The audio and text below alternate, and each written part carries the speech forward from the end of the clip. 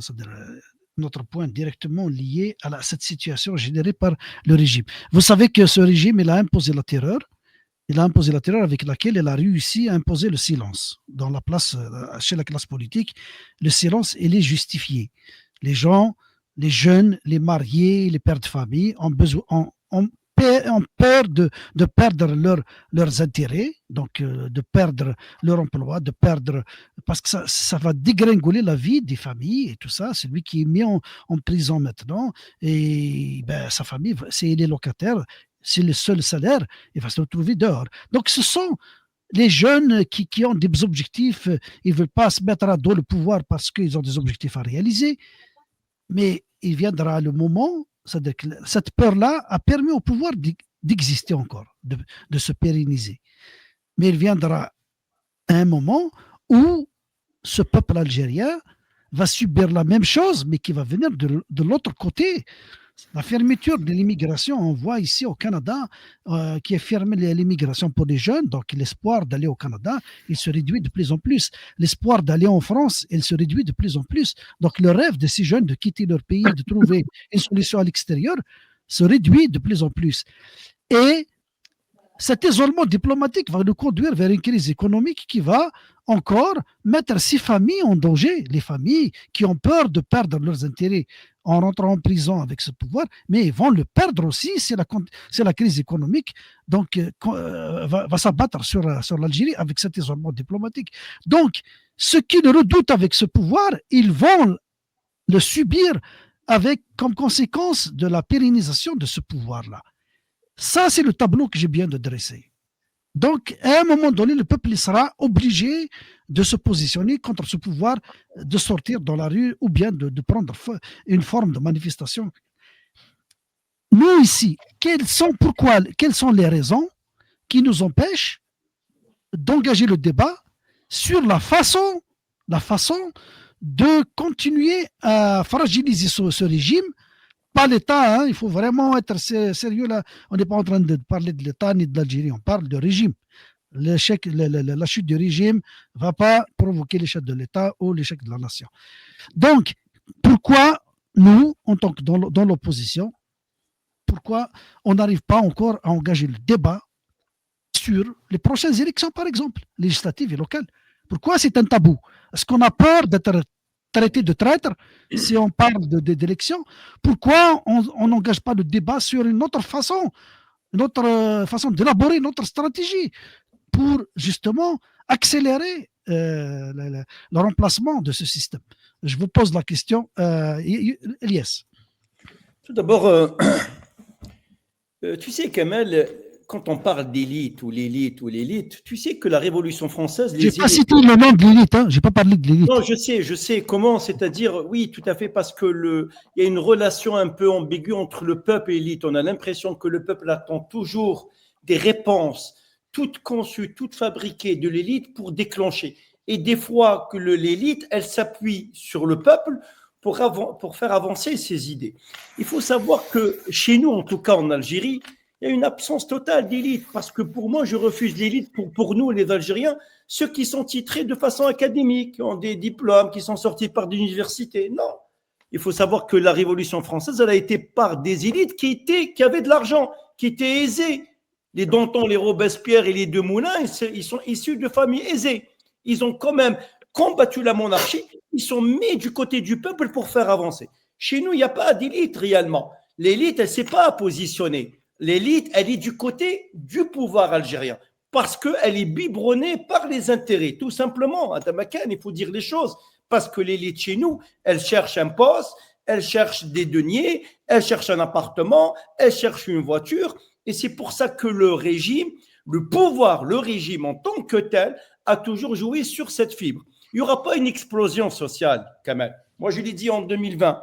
Je ne pense pas qu'il y aura une explosion sociale parce que l'Algérie est un État de providence depuis l'indépendance et c'est l'État le plus redistributif au monde.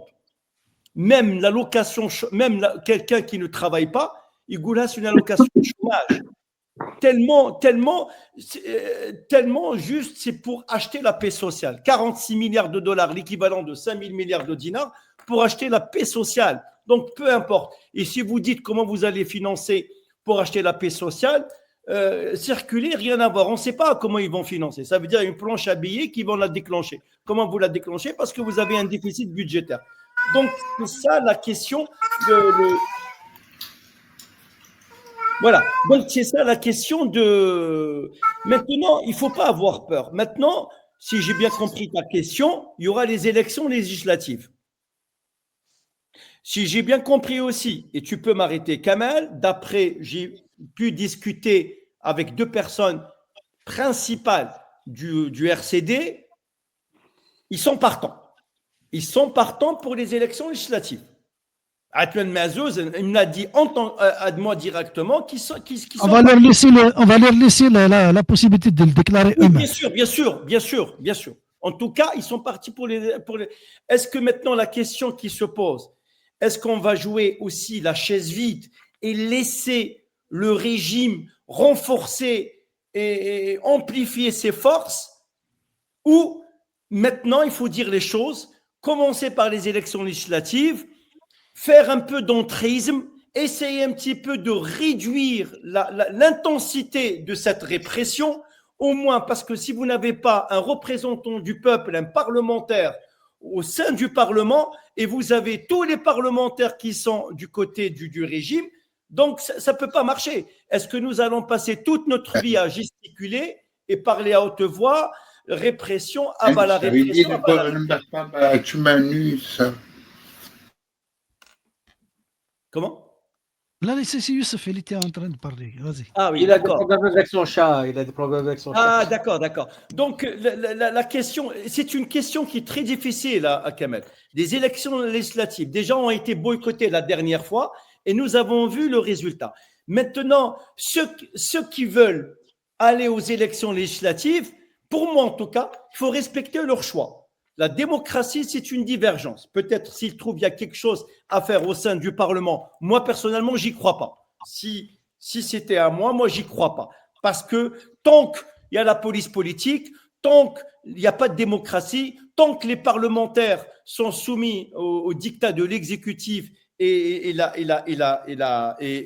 régime qui va imposer sa ligne, donc c'est pas possible. Mais qu'est-ce qu'il faut faire? Est-ce que quand même on va laisser le temps passer et ne pas rentrer au Parlement, ne serait-ce que c'est pas pour faire figurant, ne serait-ce que pour poser des questions, pour peser sur le débat, parce qu'on n'a pas d'autre lieu pour poser le débat, sauf le Parlement algérien. Moi, je ne vois pas, on ne peut pas passer notre vie à débattre dans des brasseries.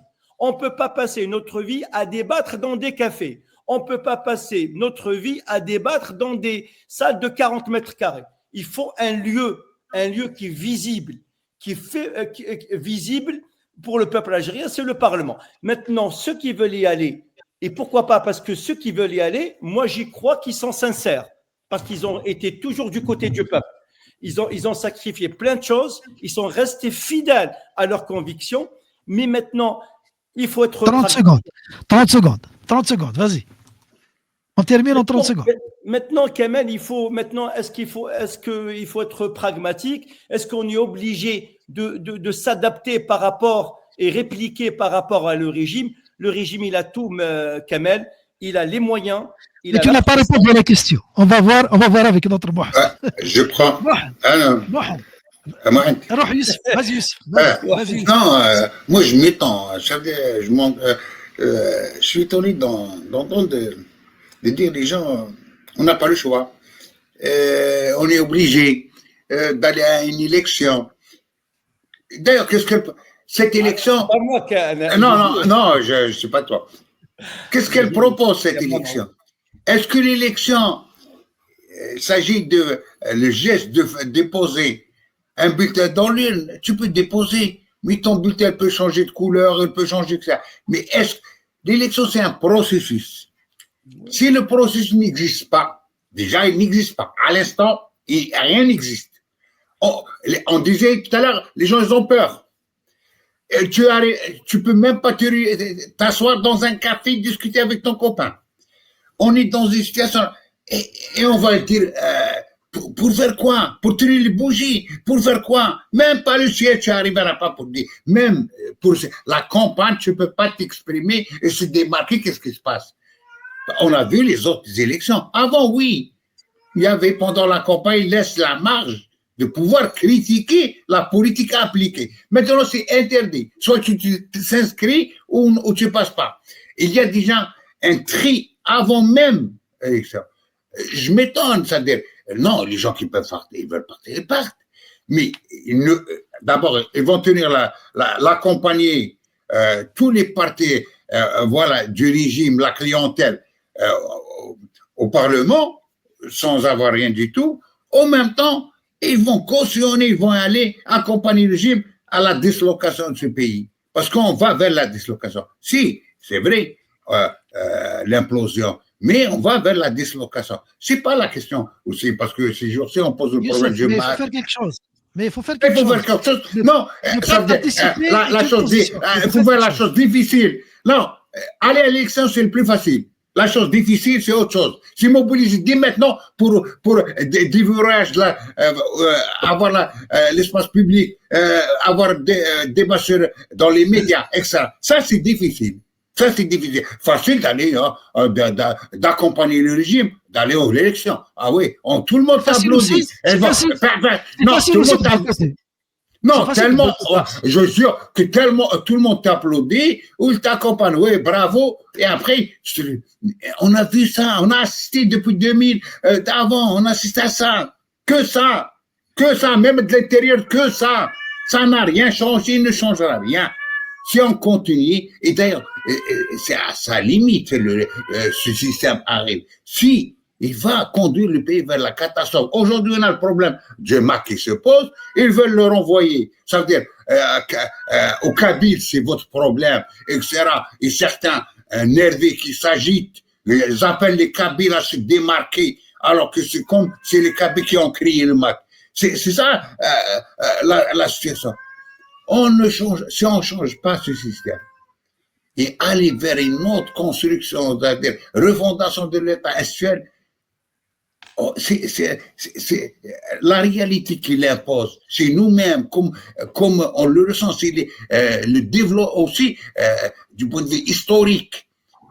Les gens se reconnaissent en eux-mêmes par les régions externes. Si on va pas vers ça, c'est la catastrophe. On va vers la dislocation du pays. Voilà. Il faut qu'on dépasse ce système. Comment Mohamed أنام. قلنا ما تجيش قدام ما تجيش من اللور. Youssef, il a des gros problèmes aujourd'hui. Oui, il est en train de faire la guerre à son chat. Chat, comment dire même Azir? Non.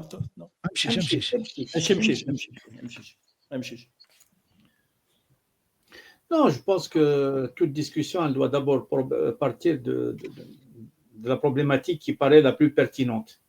Si on concède de prime abord que la question c'est de discuter des élections, c'est qu'on a répondu. On a répondu à quoi?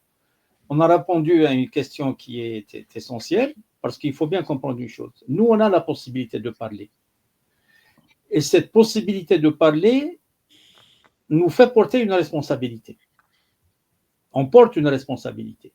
Si on se met à discuter des élections comme quoi c'est les élections la solution, il faut y aller, il faut gagner, il faut ouvrir des espaces, il faut ceci, il faut cela, c'est une responsabilité qu'on aura pris. Parce que la vraie question, c'est quoi? À mon avis, la vraie question, c'est est-ce que la solution est à l'intérieur du système ou bien la solution, elle est en dehors du système?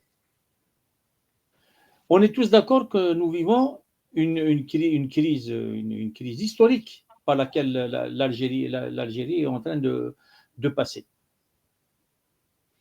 Et il faudrait qu'on puisse dire comment est-ce que cette crise peut déboucher sur une solution par le haut. Le pouvoir, il met sur la table son agenda. Il veut normaliser. La normalisation que fait le régime, c'est quoi? C'est d'abord de dire que El-Hirak el-Moubarak s'est débarrassé de Bouteflika, il a accompli sa tâche. واللي صار من بعد ماهوش حراك مبارك، حراك تاع شغب، حراك تاع إرهابيين اكسترا. هذه الأولى. الثانية، il dit que les institutions, elles sont sur pied et elles fonctionnent. Il y a une élection présidentielle, il y a un renouvellement du mandat présidentiel, il y a eu des législatives, il y a eu des locales, il va y avoir des législatives, il va y avoir des locales. Donc les institutions fonctionnent. Les élections ne sont pas contestées. La preuve, c'est que même le candidat gagnant a fait une réserve sur un décompte de voix. C'est-à-dire que sur une réserve mineure, il y aurait eu un problème au niveau des gens qui étaient à l'ANI, ils ne maîtrisaient pas vraiment, donc ils se sont trompés, etc. Tout le monde a fait une réclamation. Ça, c'est un narratif. Ça, c'est un narratif. Ça veut dire que tous les problèmes que nous vivons peuvent trouver leur solution dans ce jeu institutionnel, dans le cadre de cette voie qui a été tracée par le 12-12. Comme il peut y avoir autre chose. Et moi, je suis de l'autre point de vue. Moi, je considère que la solution, elle est en dehors du système. Elle est dans le départ de ce système. Mais Mohamed, c'est depuis les années 90 que j'ai entendu le Hachmi Sherif dire il faut de bons militaires pour nous organiser les élections propres et honnêtes. Il a toujours encouragé à ce que les militaires organisent les élections propres et honnêtes. Cherche tes références à Kamal, cherche tes références. Il faut pas. Non, je l'ai entendu. Il a dit dans une conférence à Bougie, c'était autour de 96. C'est impossible qu'il ait dit ça. Comment un parti qui considérait que les élections ne pouvaient pas être organisées dans la conjoncture qui était celle-là, il va dire oui, il faut que ce soit les militaires qui l'organisent. Il y a une responsabilité des militaires qui a toujours été soulignée, c'est celle de sécuriser la transition, de sécuriser, pas de la monnaie, pas de la sécurité. C'est la même chose. Non, c'est pas la même chose. C'est pas la même chose. Il savait que l'armée avait pris le pouvoir à partir de l'arrêt des processus électoraux. Il a appelé l'armée à ce que... C'est des questions. C'est des histoires. Mais ça veut dire des historiens. Ça veut dire quand on attend une solution d'en haut, à Mohamed, on attend une solution qui vient d'en haut. Tu es en train de prêter un mouvement, une solution d'en haut, qui est un mouvement qui n'a jamais misé sur une solution d'en haut. Tu te trompes, Kamel, royalement. Mais ça, c'est une question qui relève de l'histoire. Vas-y, fais des recherches, fais un article dessus. Tu es légitime. Non, j'étais là à la conférence. Oui. C'est impossible qu'il ait dit ça. J'étais pas à la conférence, c'est impossible. C'était en 96, après le massacre. 96, je pense, après le massacre là, 97, après le massacre de Ben Talha. J'étais là. Il avait fait appel aux militaires d'aller vers des élections propres et honnêtes et tout ça. Donc, vas-y, fais un article, Kamel. Je suis en train de donner une solution. Fais un article, retrouve des sources, fais un article. Un dirigeant politique qui ne peut pas dire une idée comme ça, pas dans une occasion. Ça doit être dans les résolutions du Conseil national, dans les déclarations du parti, dans les résolutions du Congrès, etc. C'est à l'encontre. S'il a dit ça, il était à l'encontre de toute la ligne. C'est simple. C'est un élément de l'histoire. C'est un élément de l'histoire, on va le retrouver. Oui, mais vas-y, fais une recherche.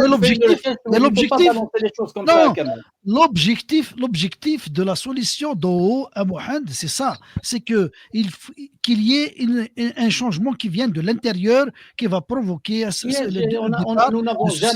nous n'avons jamais été partisans d'un changement par en haut. Si on était des partisans du changement par en haut, on aurait négocié des quotas, on aurait participé aux instances qu'ils ont mis en place. On a toujours refusé de participer aux élections parce qu'on refusait ce type de solution. C'est clair maintenant? Je ne suis pas en train d'attaquer le PAX parce qu'il a pris des positions. Non, loin de là. Tu as fait l'expérience toi-même. Un parti qui ne participe pas aux élections, c'est difficile d'exister. Nous, à partir de juillet 90, à partir du 18 juillet 90, on a dit on ne cautionne plus un processus électoral qui associe les ennemis de la démocratie. Et on s'est tenu à ça jusqu'au bout. On nous a proposé des quotas, on les a refusés. Alors que comment on va les appeler à à organiser des élections?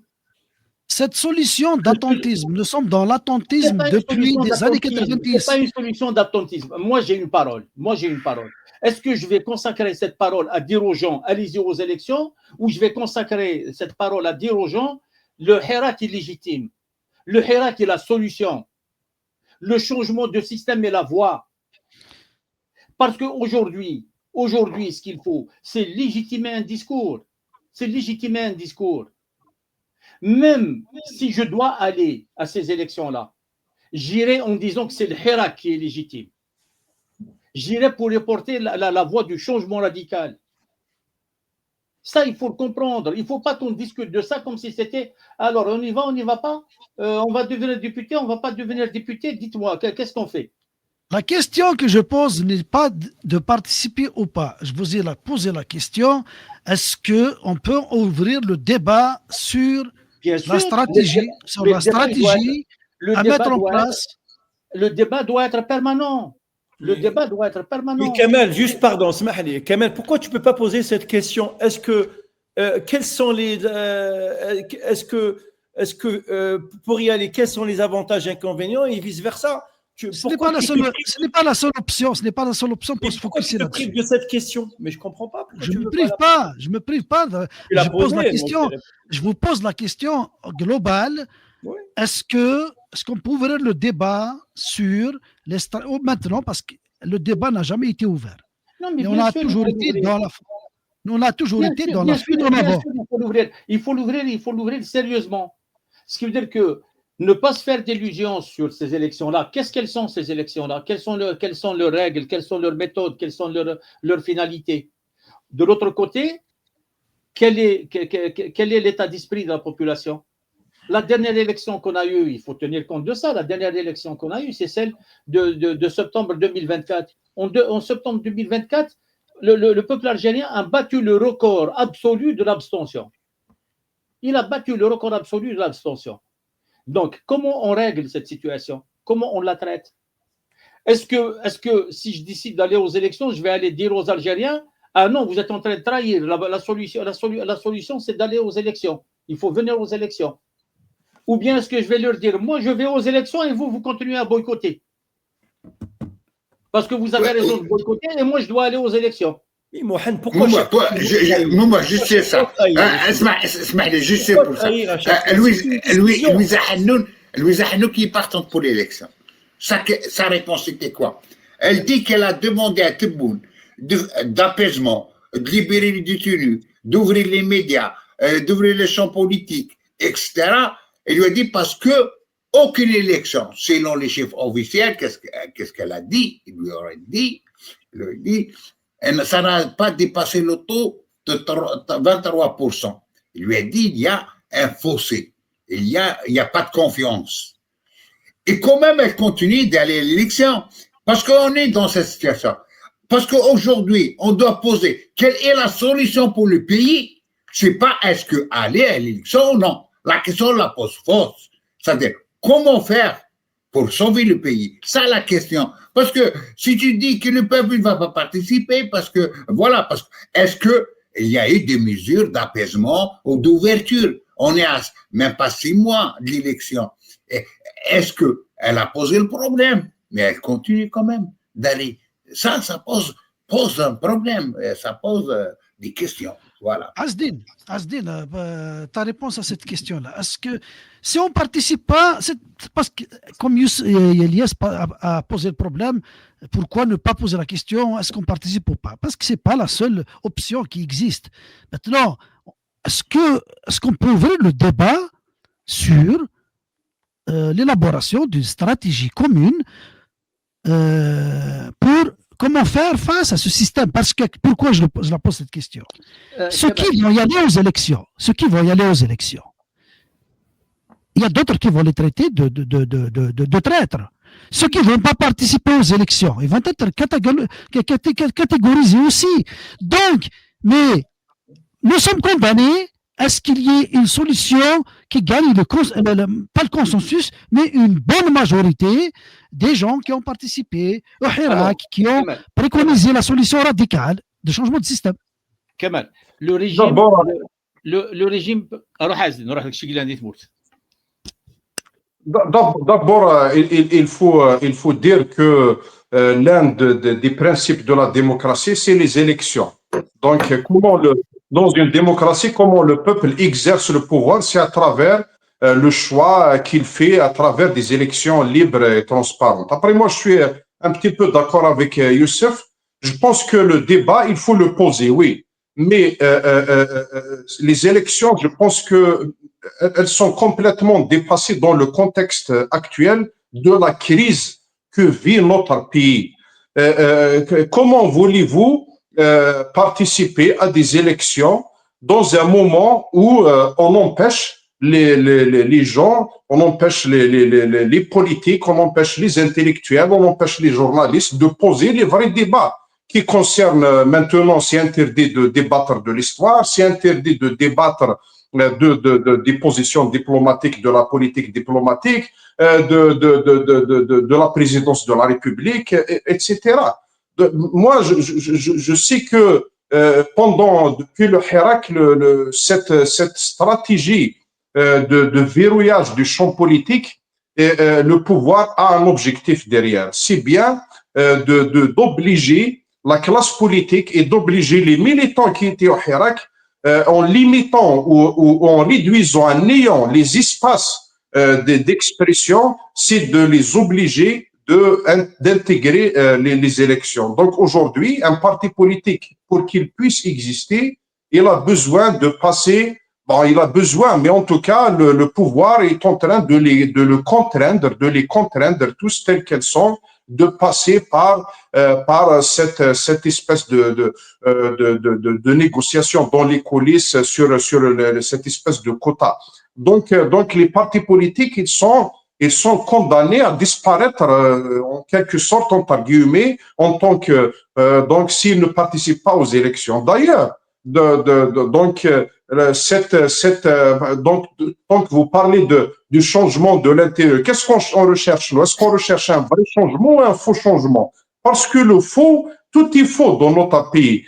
Donc dans cette histoire de la classe politique, on a des partis politiques qui ont des sièges, qui ont des appareils, qui ont des sections, ils ont, je sais pas, chacun comment il l'appelle, mais quand il s'agit vous avez vu, vous, des partis politiques aujourd'hui faire des meetings, rassembler 2000 personnes, 3000 personnes. Donc aujourd'hui, l'existence des partis politiques, il est à travers les sièges. Aujourd'hui, ces jours-ci, il y avait une photo qui circulait de monsieur Moussa Touati, qui aujourd'hui, qu'on n'entend plus parler. Mais à un moment donné, on lui a tellement accordé de sièges qu'il était une puissance politique dans le pays. Ben, quand il a perdu ses sièges, c'est fini. Donc, on est dans ce schéma-là. Et dès lors que vous acceptez, Kamal, de rentrer dans cette petite porte que le pouvoir vous laisse, donc si vous avez perdu la bataille. Pour moi, c'est comme ça. Pour gagner du temps, la question, elle est claire. Le Hirak, il a réussi à polariser la scène politique algérienne. Il y avait le peuple qui revendique le départ du système, et il y a le système qui veut se pérenniser. C'est comme ça que ça a été polarisé. Aujourd'hui, est-ce qu'on peut dire en Algérie qu'il y a deux feuilles de route, celle du pouvoir et celle de l'opposition? Ne me dites pas que le Hirak s'est exprimé, c'est des individus, chaque parti a sa façon, a sa vision, comment organiser le changement.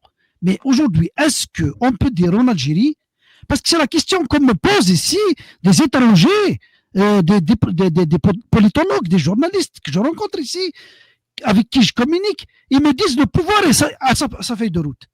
Est-ce que le Hirak, si on peut représenter l'opposition par le Hirak, est-ce qu'il a une feuille de route pour dire demain, voilà, le pouvoir veut rester. Nous, on veut partir. On veut qu'il parte. Mais comment? Est-ce qu'on a bipolarisé nous, est-ce qu'on a contribué à bipolariser la scène politique?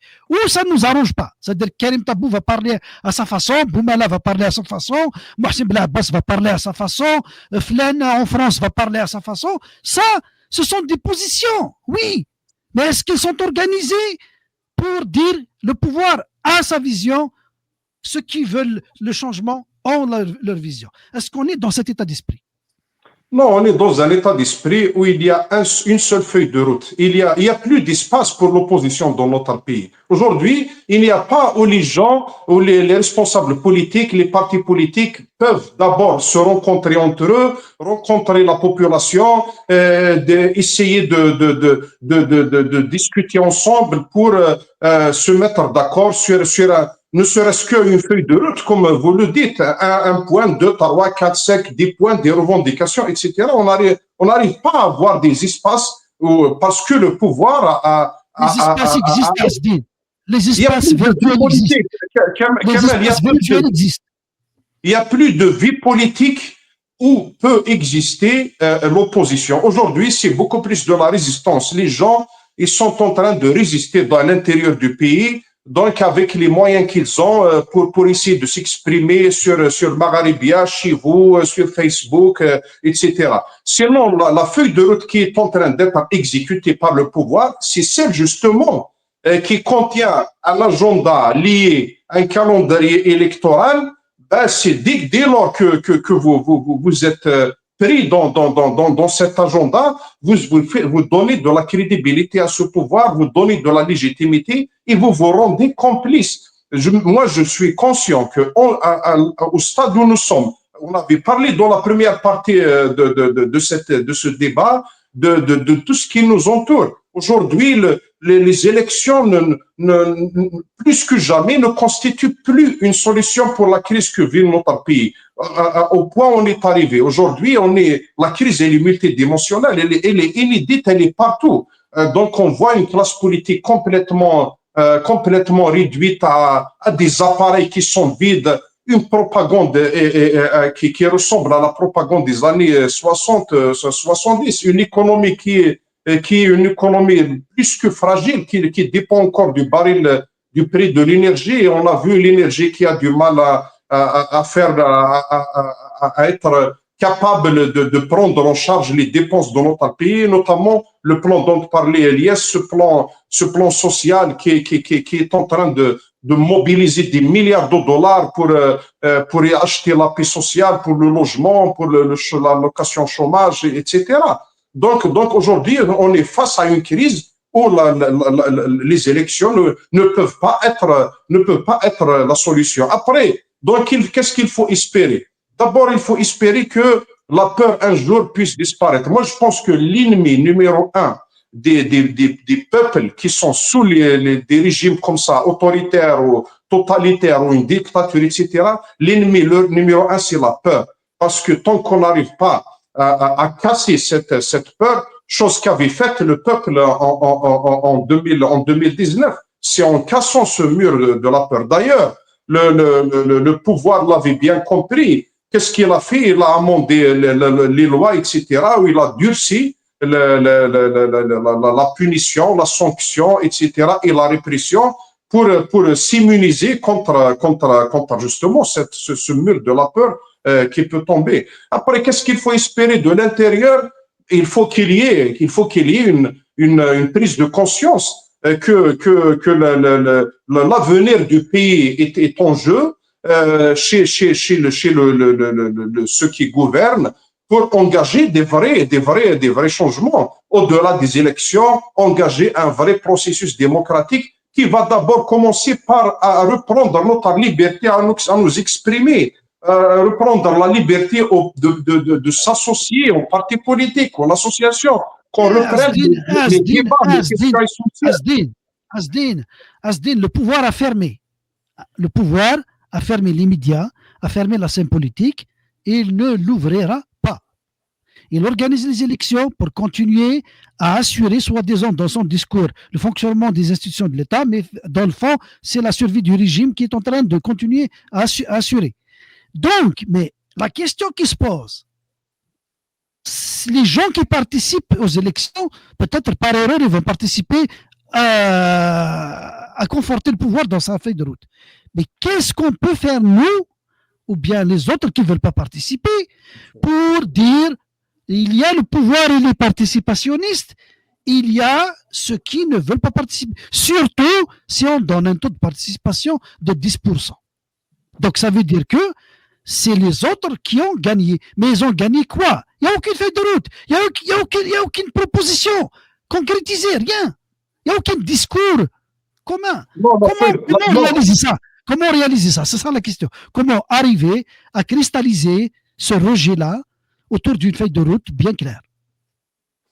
Non, mais vous voyez, moi, je regarde la question autrement. Est-ce que le pouvoir, il a une feuille de route où il y a un projet politique pour le peuple algérien? La preuve, ce qui se passe aujourd'hui avec les débats sur l'idéologie, sur les symboles de la révolution, ceux qui sont contre le congrès de la Somme, ceux qui voient que le 1er novembre, c'était donc tous ces débats-là, ça engendre il y a un clivage dans la société. Depuis 62, ce système n'avait pas de projet politique, un projet de société pour l'Algérie avec toutes les composantes.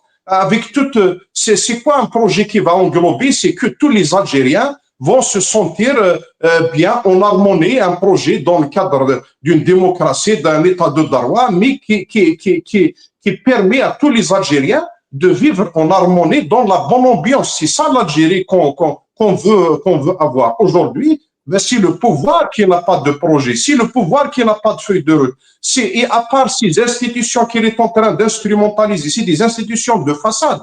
Aujourd'hui, l'Assemblée, elle ne pèse rien sur l'échiquier politique national. Et la justice, elle est instrumentalisée.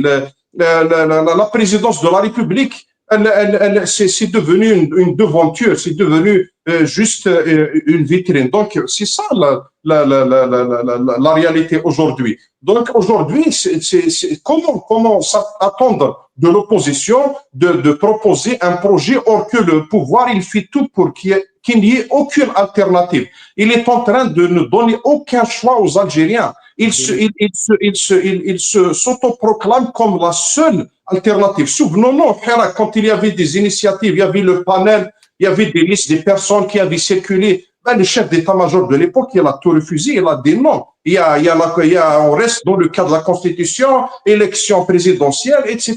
Donc vous voyez, après, est-ce qu'aujourd'hui, la question moi que je me pose et qui est liée à votre interrogation, c'est est-ce qu'on va donner de la légitimité à ce régime en s'inscrivant dans cet agenda, dans cette feuille de route, ou bien on s'abstient à le faire et on attend indéfiniment. Moi, je pense que ce régime ne peut pas continuer d'exister en tournant le dos à son peuple et en tournant le dos à la légitimité populaire et en continuant dans cette fragilité liée à la légitimité. Il ne peut pas continuer comme ça. Le changement, c'est une obligation historique. Mais il faut qu'on soit patient, il faut qu'on soit conscient des difficultés et des sacrifices d'abord dans le temps. Et il faut pas parce que dans la vie d'un pays, les changements, moi je ne pense pas que c'est lié à un calendrier électoral. Qu'un député puisse prendre la parole. Non, il faut des changements. Moi, je pense que c'est des changements beaucoup plus profonds que ça et beaucoup plus courageux parce que le régime, il ne veut pas s'engager sur ce terrain-là. Moi, je suis conscient que ça va pas comme ça, comme je l'ai dit tout à l'heure, la prise de conscience, mais peut-être. Mais en tout cas, ça va être difficile parce que lui, ce qui l'intéresse, c'est de se maintenir. Nous, on imagine le pouvoir, je sais pas, moi j'imagine des groupes, des personnes qui ont des privilèges, qui ont des postes de responsabilité sur lesquels qu'il faut préserver, tous ces avantages qui viennent avec, ces privilèges, etc. Et il a fait des élections, il a fait même des assemblées locales. Les assemblées locales, elles sont devenues un lieu de la rente, de la distribution de la rente. En fait, c'est ça, c'est comme ça que les partis politiques, ils arrivent à mobiliser des gens autour des élections, etc. Même si la logique des élections locales, je suis toujours pour qu'il y ait des élections locales parce que ça concerne le citoyen directement, ça fait barrage aux opportunistes et aux trafiquants et à la mafia, etc.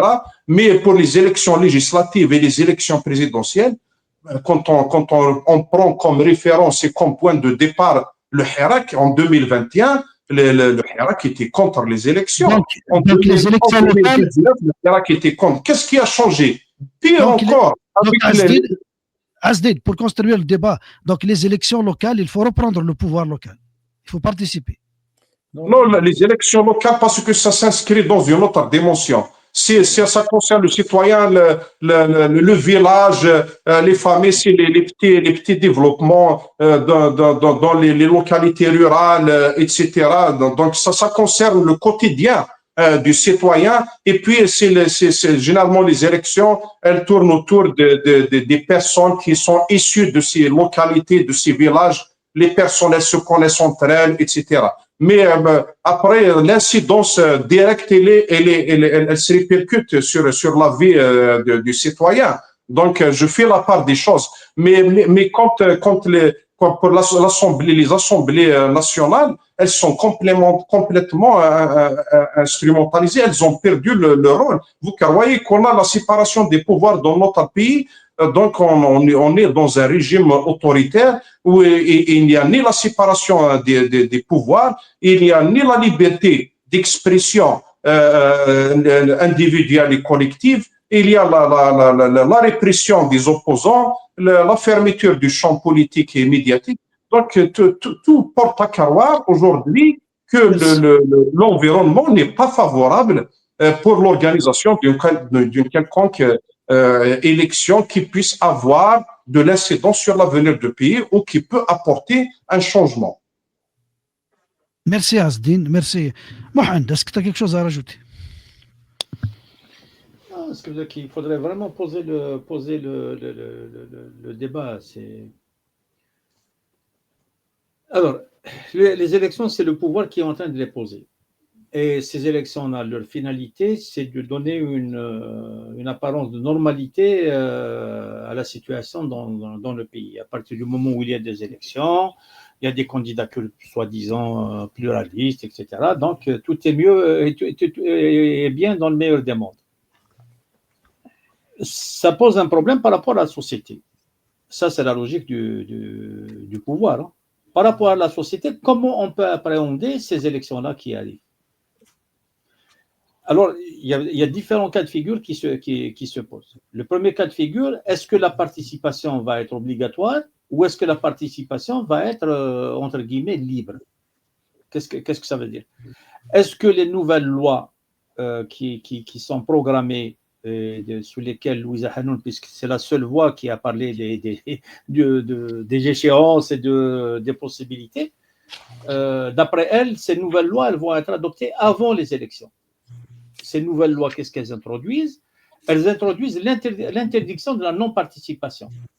C'est-à-dire que tout parti politique est obligé de participer s'il veut, et non seulement de participer, mais aussi de réaliser un certain résultat pour continuer à être reconnu comme parti politique. Sinon, il lui enlève l'agrément.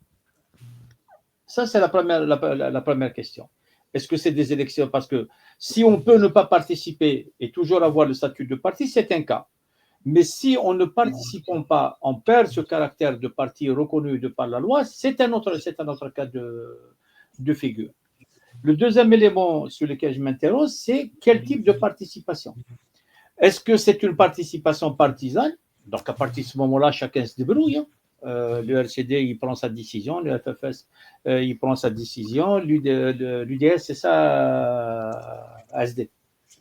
Oui, c'est ça. Mais c'est un parti qui n'a pas été agréé, qui n'est pas qui fonctionne.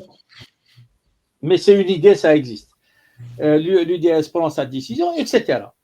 Ou bien est-ce que c'est une participation unitaire?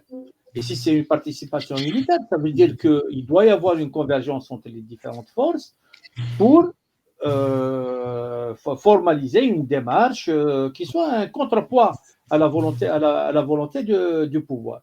Troisième élément, c'est quel type de participation? Est-ce que c'est une participation institutionnelle? On reconnaît qu'il y a un jeu, qu'il y a un fonctionnement, et on prend part à n'importe quel niveau, que ce soit au niveau des locales, ou est-ce que c'est une participation révolutionnaire? Ça veut dire qu'on intègre ce cadre justement pour continuer à le contester. Et je pense que le débat, il doit inclure les différents éléments. Les stratégies, c'est ça.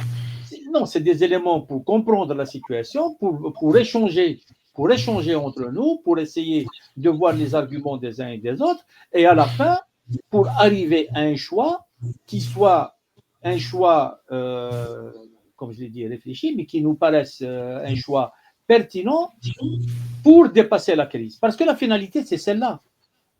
La finalité, c'est comment sortir de la crise où on est. Et sortir de la crise, c'est changer de système. Ce débat, il doit être mené très sérieusement. Ce n'est pas par des effets de style, oui, la chaise vide, pas la chaise vide, etc. Ça, il faut mettre de côté, à mon avis. Il faut vraiment essayer d'aller au fond des choses. Par exemple, il y a un problème. Qui sera candidat? Tous les gens qui ont été arrêtés, tous les gens qui ont été mis sous contrôle judiciaire n'auront pas le droit de participer, du point de vue du pouvoir. Est-ce que nous, on peut faire campagne autour de ces gens-là, même si le pouvoir ne le reconnaît pas? C'est ceux-là, nos candidats. Les candidats, non, et on se bat pour que ce soit eux, nos candidats. Non, on accepte la règle du système. Parce que dès qu'on va présenter des candidats qu'il va accepter, qu'il va lui-même valider. Ouais, c'est ça, accepter la validation du système. Est-ce que notre objectif, c'est de gagner des places, ou est-ce que notre objectif va être de construire des organisations et de construire des espaces d'expression qu'il faudra défendre par la suite? Parce que le pouvoir, et Yousfi a raison, il l'a dit plusieurs fois, il dit, il ne cédera aucun espace. Le pouvoir ne cédera aucun espace. Le pouvoir ne fera aucune concession. Il va faire de sorte à amener des gens à dire qu'ils vont participer aux élections et il va les humilier. Comment on gère ça? Est-ce qu'on va être tellement naïf qu'on va se laisser aller à nous retourner contre notre peuple? Parce que notre peuple, il va boycotter, il va dire que les élections, ça ne m'intéresse pas, et nous, on va aller à la place du système pour leur dire non, non, non, non, vous devez participer, c'est important, c'est la démocratie, je ne sais pas quoi. Toutes ces questions-là, c'est des questions sérieuses. Mais le peuple, ne penses-tu pas que le peuple, s'il voit une démarche qui gagne une majorité d'acteurs crédibles sur la scène, est-ce que tu ne penses pas que le peuple va accompagner? S'il voit Brahim L'Alami et Mohamed Tajadid candidat, il va voter. Effectivement, oui, c'est ça. Ça dépend de la démarche, comment elle est construite. Oui, mais c'est impossible. C'est impossible. Donc, c'est quelque chose qui... Est-ce qu'il faudra qu'on accepte d'aller aux élections sans la population?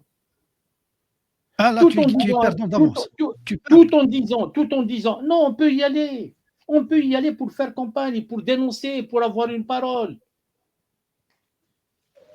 Mais le piège, c'est de ne pas se retourner contre le peuple. Il faut être dialecticien. C'était l'argument du FFS à la présidentielle. C'était l'argument du FFS à la présidentielle. Et qu'au final, quand on fait les comptes. Ils ne l'ont pas fait. Non, ils ont dit que la participation pour engager, avoir l'occasion d'engager des débats, etc. Ils ont engagé des débats contre nous. Ils ont été des tisons contre le mouvement populaire. Et donc, Mohamed a dit une chose qui est très importante, c'est que même s'il y aurait, ce qu'on croit nous être des personnes crédibles, peut-être le peuple n'ira pas. Le peuple a perdu confiance dans des élections qui sont organisées par un régime et qui a apporté la preuve à chaque fois que c'était des élections truquées d'avance. Donc, c'est cette perte de confiance, pour qu'elle puisse revenir, c'est pas une personne comme ça qui peut rendre c'est pas les personnes qui participent, mais bien qu'il y ait bien des garanties visibles et claires qui peuvent faire changer la vie au peuple. Et depuis des années, on a vu le boycott, il ne cesse d'augmenter. Donc, c'est pas une question que des candidats. Aujourd'hui, le pouvoir, il continue dans cette politique de verrouillage, de mépris de peuple Donc, le chantage social, économique, c'est une violence à tous les niveaux. Aujourd'hui, le quotidien. Asdid, tu es sur le terrain en Algérie, tu discutes, nous on discute sur les réseaux sociaux avec des Algériens, ils vous disent, ce pouvoir on n'en veut plus, on ne peut pas participer aux élections, mais en face on n'a pas d'opposition. Qu'est-ce que vous avez à répondre à ça? En face, le peuple, il dit, nous n'avons pas d'opposition. Parce que lui, dans sa tête, il va prévoir rien de cristallisé. Non. Kamel, est-ce que tu peux me donner la parole parce que je ne suis pas vraiment d'accord sur ça. Parce que je Vas-y. Le débat est libre. Personnellement, je trouve dans certaines formulations une certaine forme de radicalité. Vous savez, juste, peut-être, je sors du truc. La gauche française, il y a deux courants. Le courant de Robespierre qui se veut puritain, vertueux, c'est-à-dire s'emparant des corps du peuple pour avancer les idées. Et vous avez le courant de gauche qui est celui de Danton, qui est beaucoup plus, on va dire, libertaire pour essayer un petit peu de composer avec les éléments in situ du terrain pour avancer. La question, tout le monde le sait, le régime, c'est lui qui mène la danse. Il faut dire les choses. Il a le monopole de tout. Il a le monopole, la manne financière, il a tout. Maintenant, la donne, elle est visible, elle est claire. Maintenant, il y a deux solutions. Tu ne peux pas faire de philosophie, Ismaili, philosophie politique, je ne sais pas. Oui ou non? Est-ce qu'il faut s'engager à aller au Parlement, sachant qu'au-delà de la participation, c'est la portée politique des législatives qui est en question finalement. C'est ça la question. Maintenant, tout le monde sait, le régime, il verrouille, le régime, il réprime. En fait, il faut sortir un peu de cette revendication tout le temps. Oui, le régime. Moi, je passe le Magharibi, des fois, je dis, il faut que les solutions, allez, rapidement. Il faut faire tourner le tamis. Maintenant, la chaise vide, oui. Tu chaises la chaise vide, la nature, elle a horreur du vide. Elle va être emparée par d'autres personnes. Tu n'as pas le choix. Faible. Avec le suffrage du peuple, même le peuple kara, il ne fait plus confiance ni au régime, ni au pouvoir, parce que le pouvoir, c'est fini, il ne donne plus des cartes de garantie, ou même le peuple, il fait pas confiance au parti. Peu importe, au parti, il faut plus au parti ou à l'opposition en général. Parce que mais c'est ça, il faut dire les choses. La partie de l'opposition, Chab, il n'est plus en face, en position d'attente. Ce n'est pas ma position, je rassure tout le monde. En tout cas, moi, quand j'ai ma position, je le dis, sans crainte ni rien. Mais je pense, à mon avis, oui. Vous pouvez l'interpréter ou l'assimiler un peu comme l'entrisme. Est-ce que c'est un entrisme? Qui a discrédité l'opposition? Lias, qui a discrédité l'opposition aux yeux du peuple? Qui l'a discrédité? Est-ce que c'est une partie de l'opposition, une fausse opposition, ou c'est une stratégie du régime de discréditer le politique en général? C'est une question. Non, Asdin, c'est que le régime, il est dans son rôle. Il va pas te donner les clés du camion. Il va pas oui, mais donner qui a discrédité l'opposition? Qui a discrédité l'opposition? C'est le système. Là, tu poses la question, c'est moi qui réponds. Non. Au fait, celui qui a discrédité l'opposition, c'est deux paramètres. Tu as raison. C'est le régime, c'est le pouvoir. Et deuxièmement, c'est que cette opposition, elle n'a pas su composer aussi quelque part. C'est celle qui a participé à plusieurs élections qui a discrédité l'opposition, par exemple. Mais c'est que même l'opposition, qui n'est pas, enfin, on va dire une vraie opposition, comme celle du RCD, par exemple. Eux, s'ils ne vont pas aux élections, ils vont perdre l'agrément. Et si le RCD perd l'agrément, qui va représenter le peu de personnes qui restent? Donc, on ne peut pas se battre contre la loi d'agrément. Problème qu'on pose. Le peuple, il a quoi en main? Non, il a quoi en main? Sa mobilisation, seulement. Il détient les institutions.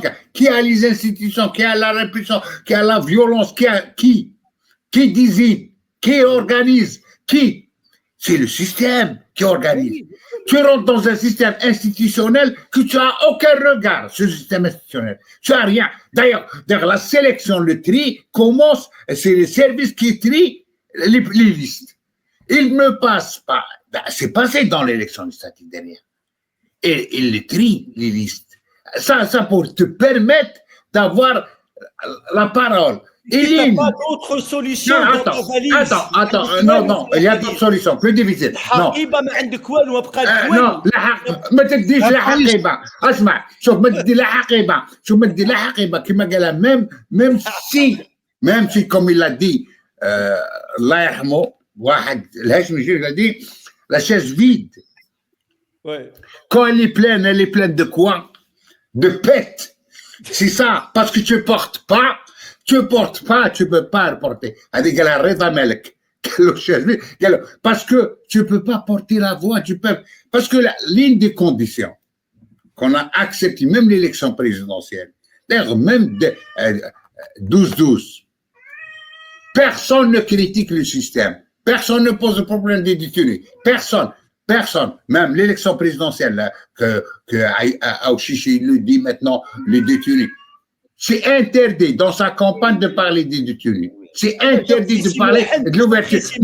J'apprécie Mohamed, mais quand il te dit que la solution, elle est en dehors du système, c'est-à-dire qu'il a fermé toutes les portes, forcément. Elle est en dehors. Non, mais elle peut pas, je veux dire, elle peut être entrisme et transition en même temps, en fait, les deux. Tu ne peux pas être en dehors du système parce que tu ne pèses rien finalement. Moi, je veux dire que le système constitue le problème, il ne peut pas être la solution, puisque c'est lui le problème. Après, la question, est-ce qu'il peut être une partie de la solution? C'est un débat. Mais pour qu'il soit la solution, c'est lui le problème. Il ne peut pas être la solution. Après, c'est son choix et je respecte. Non, quand on parle du système, ne personnalise pas qu'il y a des gens du système qui s'impliquent. Ça, c'est pas le problème. C'est pas le problème des personnes. On est dans société, c'est-à-dire on ne peut pas placer les gens comme on place en mathématiques. C'est pas une géométrie, non. C'est la société, ça mouvement, il y a des rapports dialectiques, etc. Il y a des gens du système qui s'impliquent. Le problème qu'on dit, solution à l'intérieur du système, c'est-à-dire elle sort du système. Mais ça ne veut pas dire qu'il y a des gens à l'intérieur du système qui s'impliquent dans le changement. Ça, c'est autre chose. On ne parle pas de personne, on ne personnalise pas. Non seulement la solution est en dehors du système, mais elle est contre le système. Et ça, moi, c'est mon point de vue. Qu'est-ce qui reste de positif dans ce système-là? Il faut qu'on comprenne que ce système est en train de mener l'Algérie dans le mieux. Il n'est pas en train de le faire. Il l'a fait. Lyoum, il veut que les gens participent. Et après, on va supposer les ça.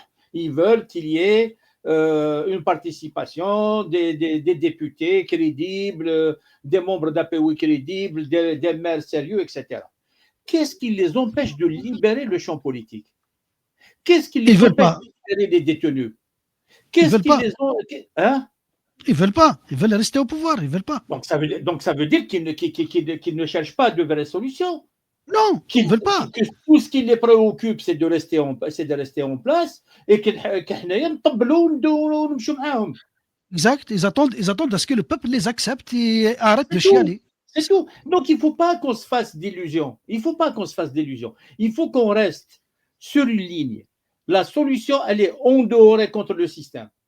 Et dans cette voie-là, qu'est-ce que je fais de leurs élections?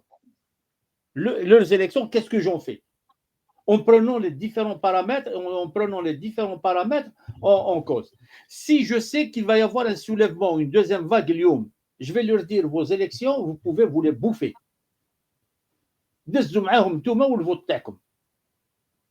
Mais si je sais que les réunions que les conditions ne sont pas réunies pour une émergence populaire immédiate, est-ce que je peux utiliser ces élections-là pour mes objectifs, pas pour les objectifs du système? C'est ça la réflexion qu'il faut mener. Il y a un monsieur qui a l'habitude d'intervenir sur d'autres chaînes et que je trouve qu'il est très très fin. Hein. et je tiens à le saluer sur ta chaîne, Kamel, qui s'appelle 93 vidéos. Regardez ce qu'il dit. Hein. Quelque part, il dit que les dictatures font le ménage par le vide dans l'opposition politique. Ce qui explique que lorsqu'une dictature tombe, c'est-à-dire en dehors du système carrément, donc il y a du vide, donc c'est souvent une guerre civile comme en Libye. C'est-à-dire, au fait, c'est ça. Donc le problème, c'est que tu dois tenir une partie du système. Parce que si la solution se fait en dehors du système de façon truc, c'est-à-dire c'est les boulevards qui sont ouverts. Et les dictatures, ils aiment bien le vide. Leur force s'appuie sur le vide. C'est-à-dire la chaise vide, ceci pour mettre ceci, cela. On n'a pas d'autre solution. Les dictatures, il y a quelqu'un qui a dit que je préfère un parlement au rabais, je ne vais pas dire son nom, je préfère un parlement au rabais, que de rester sur les réseaux sociaux et encore critiquer. Je préfère un parlement au rabais, au moins 2-3 personnes, même ils ont 50% de crédibilité, il faut faire confiance. À un certain moment, il faut accorder la confiance aux gens. Et Goulou, vas-y, on est derrière toi, ne serait-ce que pour porter la voix du Hirak, pour porter la voix, même si elle est minuscule, même si elle est minorée. Il n'y aura pas ni un ni deux. Alors, on arrive à la fin, mais on n'a pas répondu à la question, est-ce que on va créer une feuille de route pour l'opposer à la feuille de route du système? Nous n'avons pas répondu à cette question parce que nous n'avons pas encore les capacités et la maturité qu'il faut pour atteindre cet objectif. La maturité, il faut le mettre entre guillemets et le mettre en gras. Nous n'avons pas. Elle existe la feuille de route du peuple algérien. Elle existe la feuille de route. Le régime, il n'a pas de feuille de route. Non, on répond à une question. Est-ce qu'une feuille de route opposée ici, on pose des feuilles de route. Il y a eu des feuilles de route, les gens posent. Mais la solution, elle est claire, elle est connue. Youssef, demain, tu vas être rencontré. Youssef, demain, tu vas être rencontré. Demain, tu vas être rencontré par. Demain, tu vas être rencontré par une chancellerie, par un ambassade ou une ambassadrice d'un pays, va te dire le système, il a sa feuille de route. Vous, qu'est-ce que vous avez? Montrez-moi. Où est-ce qu'il est votre force? Où est-ce qu'il est votre force? La feuille de route de la majorité des Algériens aujourd'hui, ils demandent un changement du système de ce pays. Ils commencent par engager un processus démocratique par d'abord les libertés d'expression, les libertés de pensée, les libertés d'association, la liberté de la presse, les débats. Si ça, après qu'on se termine une démocratie, on ne va pas inventer un modèle. Il y a dans l'appel du 1er novembre, il y a dans le congrès de la SOMAM, la classe politique des opposants depuis 62 à ce jour, il y a toujours des feuilles de route. La déclaration du 1er novembre a été rédigée par le groupe qui a déclenché la guerre. Il y avait donc les rédacteurs de la lettre le 1er novembre, il y avait la France coloniale. C'est deux feuilles de route. La France coloniale je suis d'accord avec toi. Nous n'avons pas la même chose maintenant. L'appel du 1er novembre, il est venu pour faire un démarquage entre l'Algérie sous domination française et une Algérie qui va prendre son indépendance. Ça a été complété par le congrès de la SOMAM qui avait mis les bases d'une vision d'une Algérie démocratique, une Algérie indépendante. Après, il y a eu des projets, Jusqu'à maintenant, est-ce que nous avons produit reproduire l'exemple de la lettre du 1er novembre qui va être reconnue par toute l'opposition à l'intérieur? Nous n'avons rien fait de ça. Il faut me convaincre. Est-ce que nous avons produit un exemplaire comme la lettre du 1er novembre sur laquelle tous les Algériens vont se reconnaître, dans laquelle tous les Algériens, tous les opposants vont se reconnaître. Il faut travailler pour ça. Il faut travailler. Ça ne veut pas dire qu'il n'y a pas. Je fais allégeance. C'est pas possible. C'est qu'à chaque fois que les Algériens arrivent avec un projet, pour imposer le changement, le pouvoir, il utilise la force, il utilise la répression. Ça a été dans les années 90, ça a été en 2019, ça a été en 2001. C'est ça la responsabilité de l'état des lieux aujourd'hui. C'est ce système depuis 62 qui ne laisse pas L'État colonial, il a affamé les Algériens, il les a laissés de mourir de faim, de maladies graves et tout ça, mais ils ont produit la lettre du 1er novembre, ils ont fait le conduire de chemin. Le problème, c'est comme ça. Je suis d'accord avec vous. Allô. Les crimes médicaux. C'est ce que nous n'avons pas encore réalisé. Deux remarques. La première remarque, c'est que la proclamation du 1er novembre ou la plateforme ne sont pas tombées du ciel. C'est un processus sur une trentaine d'années. C'est des avancées, des reculs, etc. Donc, il ne faut pas prendre les choses et il y a cette pensée magique. Ils ont atteint la maturité. Non, c'est un processus politique. Ça a mis du temps. C'était difficile. C'est des avancées, des reculs. La direction du PPMTLD, elle a été dans l'électoralisme. Elle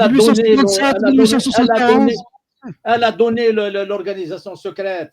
Les gens qui étaient pour l'action armée, il a fallu qu'ils bataillent pour qu'ils s'imposent. Les processus politiques, c'est compliqué. Ça n'a pas été facile. C'est compliqué, les processus politiques. Il ne faut pas prendre les choses comme ça. Nous, le mouvement populaire, il a montré une disponibilité qui est extraordinaire. Je pense que cette disponibilité est toujours là et je pense que la vague ne va pas tarder à venir.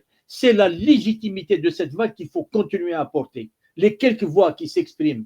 On ne va pas se mettre avec le régime à délégitimer le mouvement populaire. Le mouvement populaire est en droit de faire tabula rasa. Il est en droit. Il faut être stratège, on ne va pas se mettre. Bien sûr. لكن ربي لا عمر بوزوار الشعب هو السيد لو الشعب حب يقلب الطبله يقلب الطبله سي تو ما فيها لا جنرال لا بريزيدون لا والو Heureusement, tu n'avais pas le signe pour signer les accords d'Évian. Et on doit rester droit dans nos bottes en disant ça.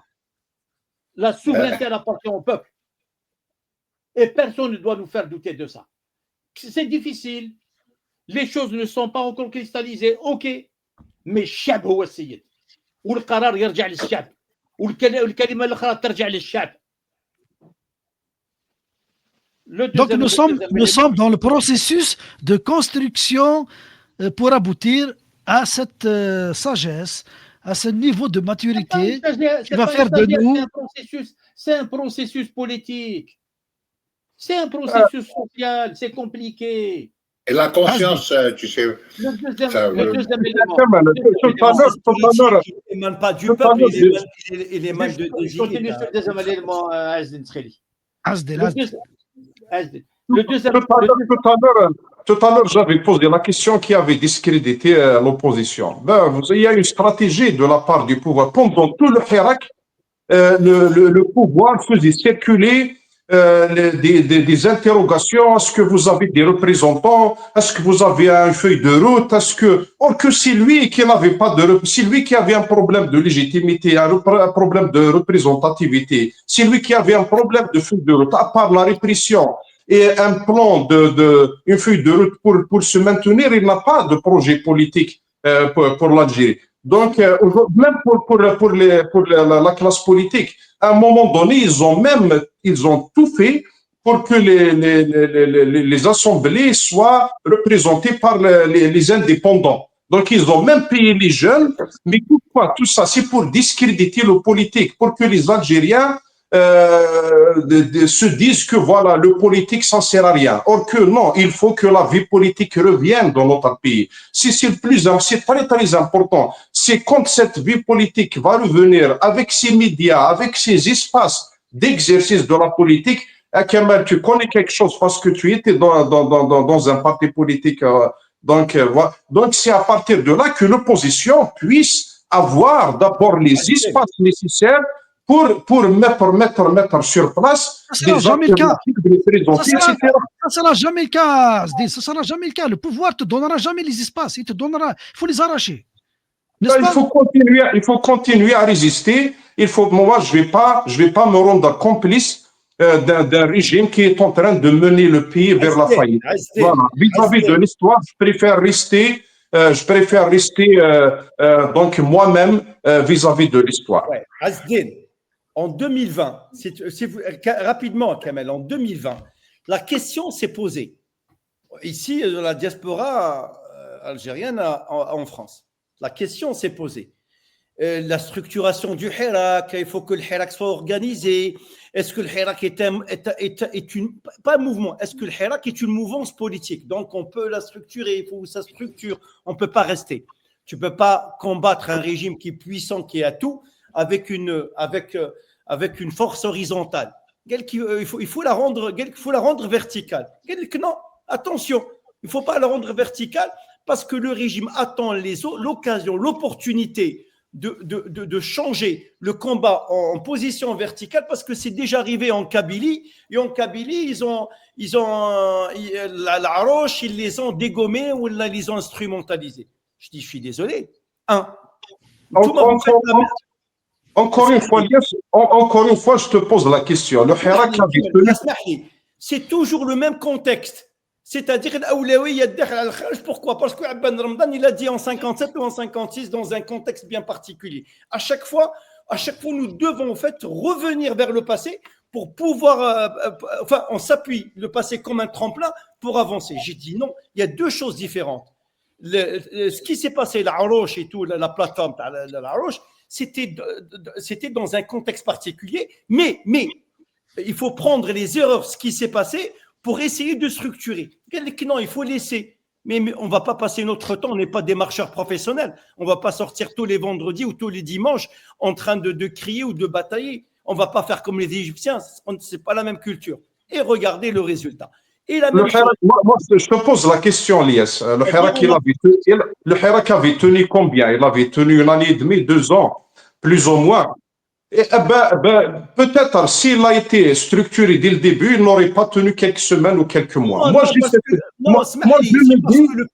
me dis c'est déjà un exploit que le Hirak a tenu autant de temps, avec toute la manipulation du pouvoir, avec tout ce qu'il a fait pour semer la zizanie, pour diviser. D'ailleurs, jusqu'à aujourd'hui, on vit les conséquences des déchirements dans la société algérienne qui sont les conséquences des pratiques du régime pour diviser le Hirak dans l'identité, le régionalisme, etc.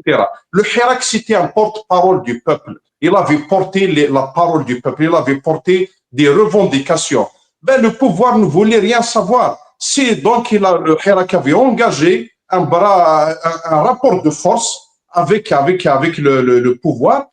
Ça a éveillé les consciences. Il y a toujours des résultats. J'ai compris, Asden. J'étais en 2021, double rupture. Rapidement, Lies, parce qu'on attend, parce qu'on va pas faire 3 heures. Hein. On est à 2h40. Rapidement, goûte que les revendications doivent être stratégiques. La première revendication tel Hirak, il ne faut pas que. Regardez, ça, j'assume ce que je dis. Il ne faut pas qu'elle soit une revendication économique. Il ne faut pas qu'elle soit une revendication sociale. Il ne faut pas qu'elle soit une revendication identitaire. Il faut qu'elle soit une revendication purement politique pour résoudre le problème. Quand vous allez résoudre la revendication politique, toutes les autres résolutions. C'est-à-dire, il ne faut pas faire entrer ni la religion, ni l'identité. J'ai failli être, je me rappelle, double rupture, ils m'ont donné la parole. J'ai failli être lynché ou comment. Il ne faut pas se faire avoir parce que les islamistes ou celui, il faut parler de la religion maintenant. Il faut pas qu'on se fasse avoir après, une fois que les mains et tout. J'ai dit, vous savez, il faut être stratège dans les revendications. Il faut prioriser. Le but, c'est comment changer le régime. Quels sont les outils, les mécanismes pour pousser, pour peser et inverser le rapport de force. Donc, si on veut tout avoir en même temps, on peut pas rien. Merci. Merci. Débat est chaud. Hein. C'est vraiment c'est une question qui intéresse, qui est intéressante aussi, qui intéresse beaucoup de monde. Je vois les commentaires, les gens, ils sont en train de participer au débat. Et à partir de cette semaine, nous avons décidé d'intégrer cette question dans les débats. Donc, on va la débattre parce qu'il faut qu'on arrive à construire cette conscience qui va nous conduire à dépasser les clivages entre tous les cadres politiques pour construire une alternative face à ce pouvoir. Mohand, Ta chronique. Non, avant ma chronique, j'avais un deuxième point sur lequel je voulais intervenir. Tu as dit quelque chose que je ne partage pas du tout et qui n'est pas du tout dans mes centres d'intérêt. Moi, les chancelleries, je ne connais pas, je ne discute pas, je ne veux même pas savoir ce qu'elles pensent. Ce n'est pas mon souci. Ce n'est pas mon souci. Moi, mon souci, c'est mes concitoyens, c'est ma situation d'Algérien et ce qu'on peut faire en tant qu'Algérien. Ça, je tenais à me démarquer.